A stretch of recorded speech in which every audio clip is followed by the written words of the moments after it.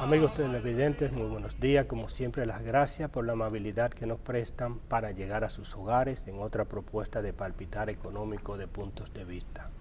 Hoy tenemos la grata compañía del doctor Pedro Atiles, quien es un abogado especialista en Derecho Marítimo, a quien les damos los buenos días.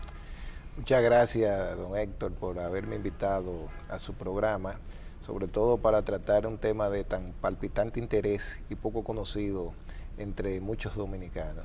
Así es, y precisamente coincide esta entrevista con la celebración hoy, domingo, del Día Nacional de Marítimo Nacional, que me parece que es una coincidencia con algo internacional también. ¿Me equivoco? Sí, así mismo es. El Día Marítimo Nacional fue declarado en virtud del decreto 191-04, o sea, del 9 de marzo, data del 9 de marzo del año 2004. ¿Es reciente? Es reciente, sí.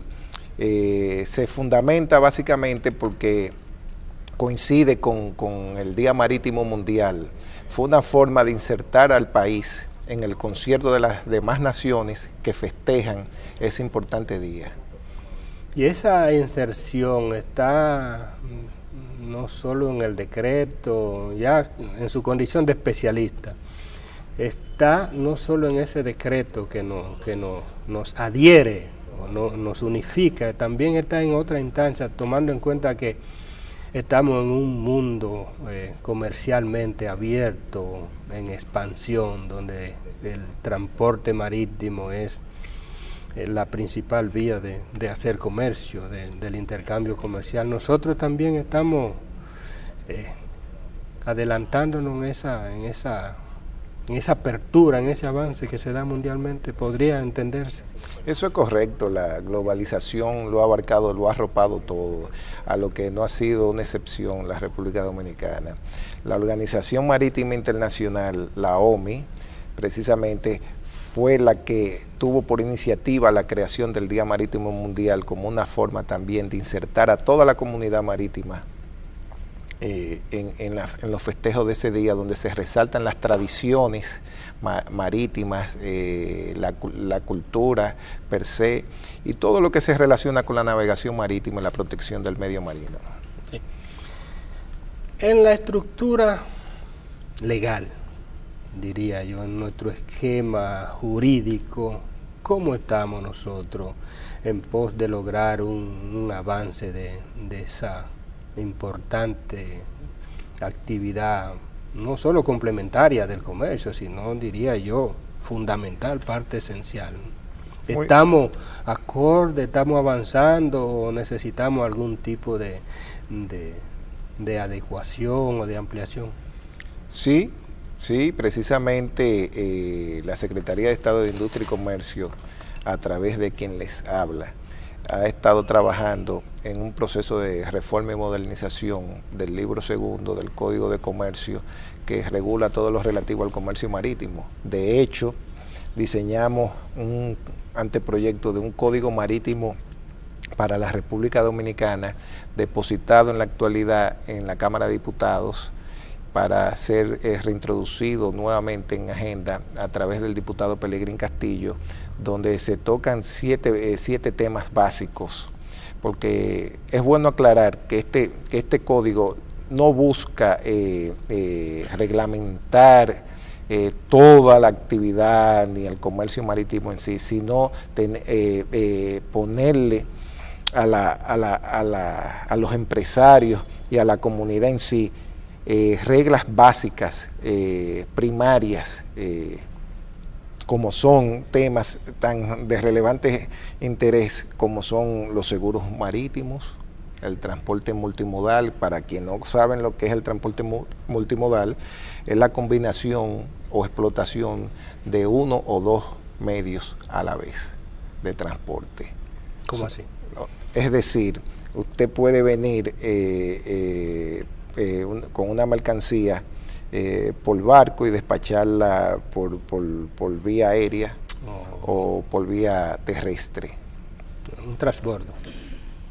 Bueno, más o menos una explotación, exactamente, de barco a barco, ¿no? Donde interfieren distintos convenios internacionales, donde comienza la responsabilidad de un determinado transportista, donde comienza y dónde termine, y dónde empieza la responsabilidad del otro. Porque recuerda que los convenios marítimos son distintos a los convenios aéreos, pero es una combinación de la utilización, de optimizar esos distintos modos de transporte, combinándolo bajo un solo documento marítimo. Y eso es parte del contenido del anteproyecto. Sí, porque establece es un proyecto, sí, es un proyecto porque ya está depositado. Establece la creación de los operadores de transporte multimodal, y básicamente se regula en virtud del convenio del transporte multimodal que pone las Naciones Unidas a disposición de la comunidad, que data del año 1980.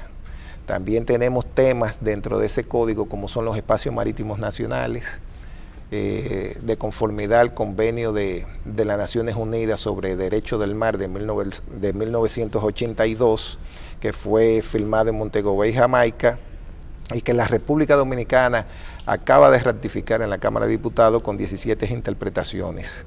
Es decir, que ese convenio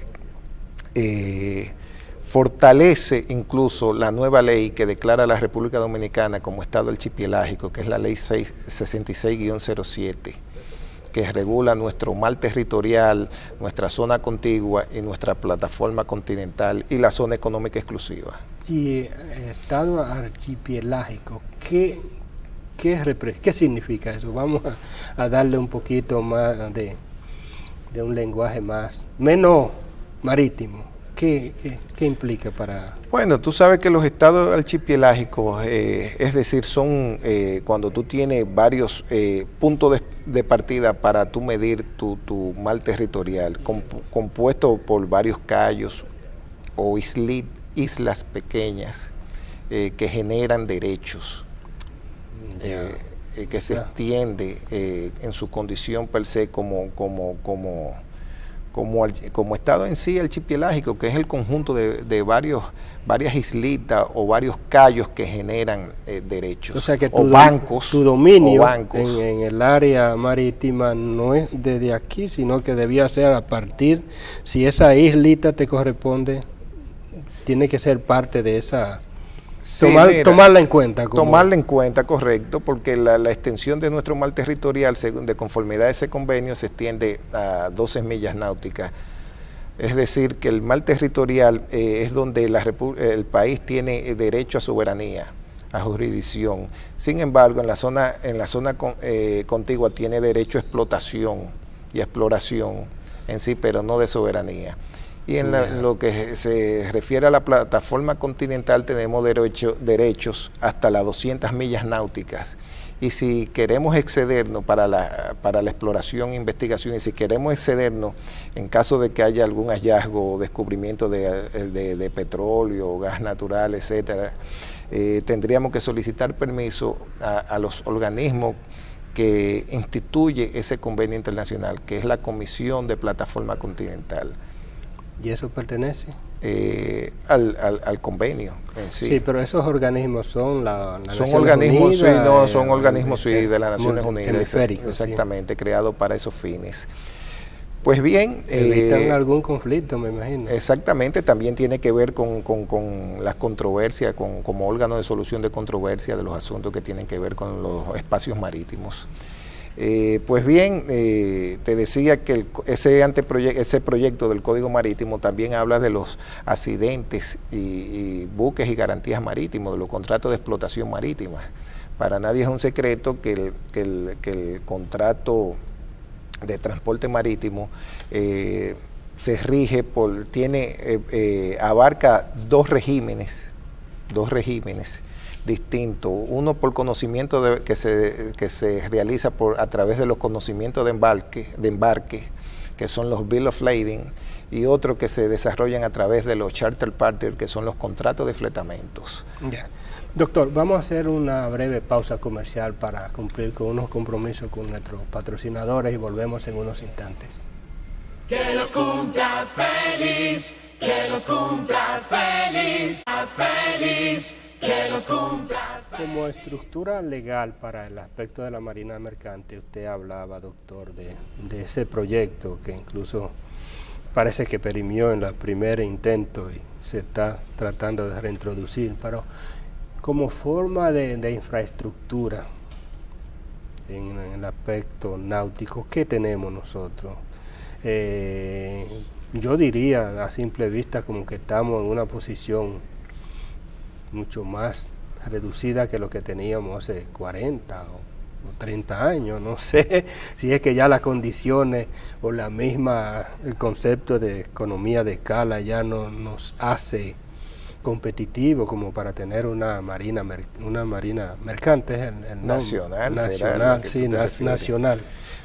Muy bien, este código marítimo abarca todo lo que concierne al comercio marítimo, no necesariamente lo que tiene el aspecto de marina mercante nacional, porque abarca también las marinas mercantes de otros países que tocan puertos nacionales.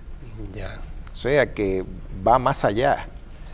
Tiene que ver también con los sujetos de navegación, que son los tripulantes, los pasajeros, que están regulados en virtud del Convenio de Atenas.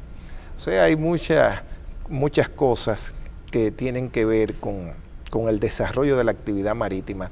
En cuanto a la marina mercante, es cierto que la República Dominicana, sobre todo en los años 80, el sector privado desarrolló esfuerzos en crear una incipiente marina mercante que fue perdiendo fuerza por la cuestión de, digamos, de recursos.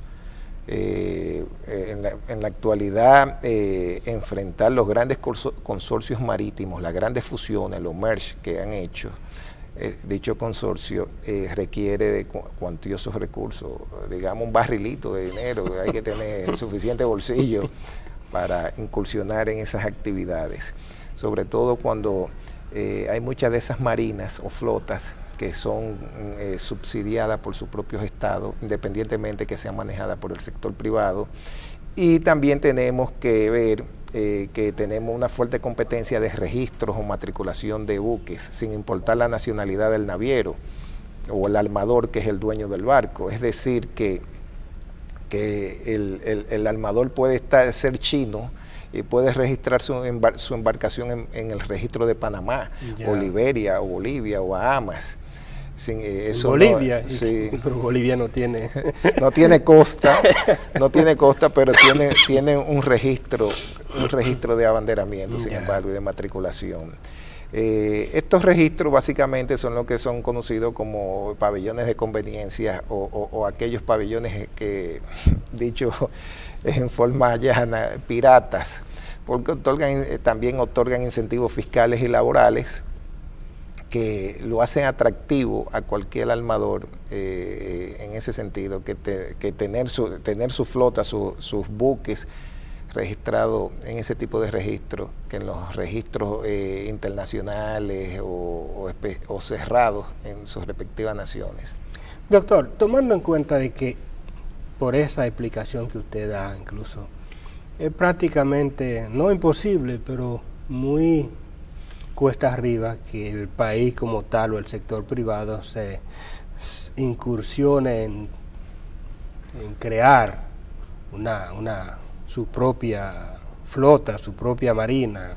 Ya no es competitivamente, no somos competitivos en esa parte, porque competir con esa grande empresa de navegación sería imposible. Ahora, sí necesitamos, como por nuestra propia característica, por nuestra propia ubicación, del acceso al transporte marítimo. ¿Qué puede hacerse para mejorar o para, no sé, para que tengamos que empresarios el registro que se haga desde aquí y nos dé algún tipo de ventaja para nuestro comercio internacional incluso? Es una pregunta interesante, Héctor. Si la República Dominicana crea una voluntad dirigida al incentivo de matriculación y bandera, debería entonces abocarse a un estado de abanderamiento que facilite a los agentes económicos y a los mismos navieros ver como atractivo el país para esos fines. Como, repito, como decía ahorita, que tenemos registros abiertos en Panamá, Bolivia y cosas, tendríamos que entonces crear los cimientos para competir con esos registros también. Pero ¿qué pasa? Habría que cuantificar si realmente eso proporcionaría ventaja comparativa, si realmente es necesario.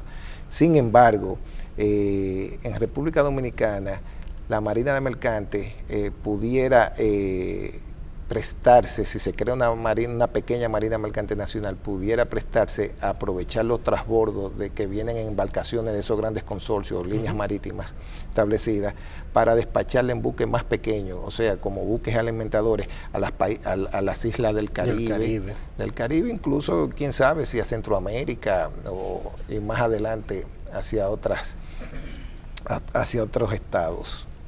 Y porque a lo mejor crearía negocio después que está, para decir un nombre, en el multimodal, por ejemplo. Correcto.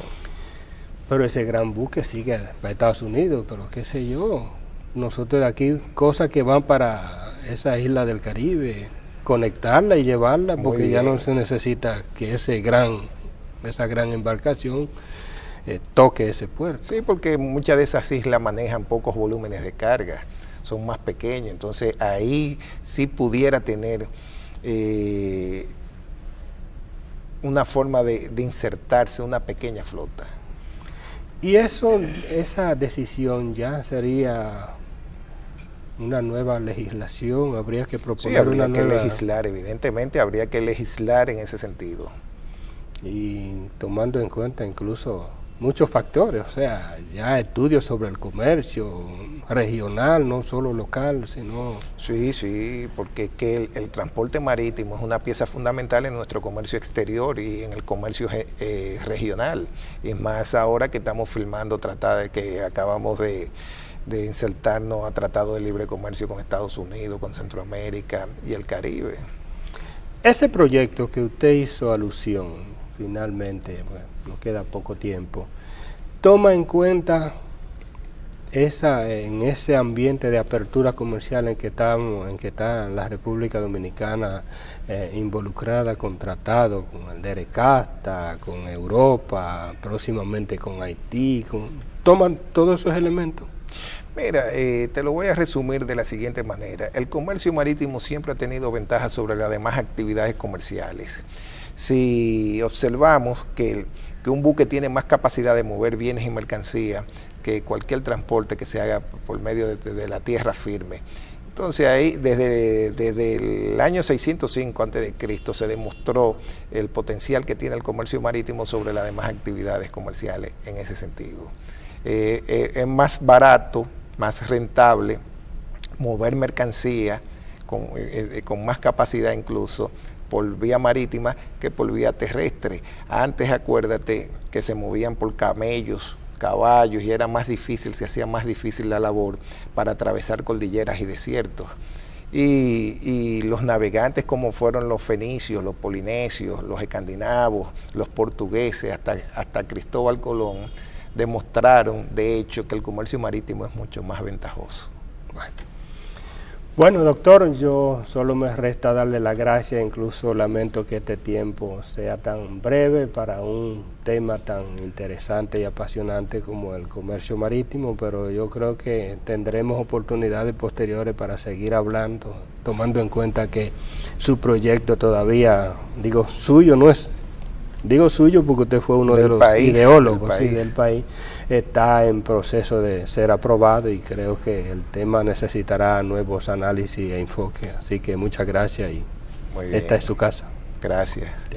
Y a ustedes, amigos televidentes, como siempre, la cita el próximo domingo en otros puntos de vista. Hasta entonces. Que los cumplas feliz, que los cumplas feliz, que los cumplas feliz.